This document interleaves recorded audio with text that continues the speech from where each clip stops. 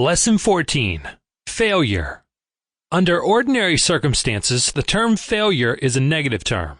In this lesson, the word will be given a new meaning, because the word has been a very much misused one, and for that reason, it has brought unnecessary grief and hardship to millions of people. In the outset, let us distinguish between failure and temporary defeat. Let us see if that which is so often looked upon as failure is not, in reality, but temporary defeat. Moreover, let us see if this temporary defeat is not usually a blessing in disguise, for the reason that it brings us up with a jerk and redirects our energies along different and more desirable lines. In Lesson 9 of this course, we learned that strength grows out of resistance, and we shall learn in this lesson that sound character is usually the handiwork of reverses and setbacks and temporary defeat, which the uninformed part of the world calls failure. Neither temporary defeat nor adversity amounts to failure in the mind of the person who looks upon it as a teacher that will teach some needed lessons. As a matter of fact, there is a great and lasting lesson in every reverse, and in every defeat, and usually it is a lesson that could be learned in no other way than through defeat. Defeat often talks to us in a dumb language that we do not understand.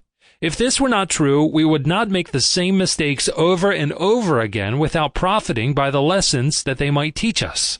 If it were not true, we would observe more closely the mistakes which other people make and profit by them. The main subject of this lesson is to help the student understand and profit by this dumb language in which defeat talks to us. Perhaps I can best help you to interpret the meaning of defeat by taking you back over some of my own experiences, covering a period of approximately 30 years. Within this period, I have come to the turning point, which the uninformed call failure, 7 different times. At each of these 7 turning points, I thought I had made a dismal failure. But now I know that what I looked to be a failure was nothing more than a kindly, unseen hand that halted me in my chosen course and with great wisdom forced me to redirect my efforts along more advantageous pathways. I arrived at this decision, however, only after I had taken a retrospective view of my experiences and had analyzed them in the light of many years of sober and meditative thought. First turning point. After finishing a course in a business college, I secured a position as stenographer and bookkeeper, which I held for the ensuing 5 years.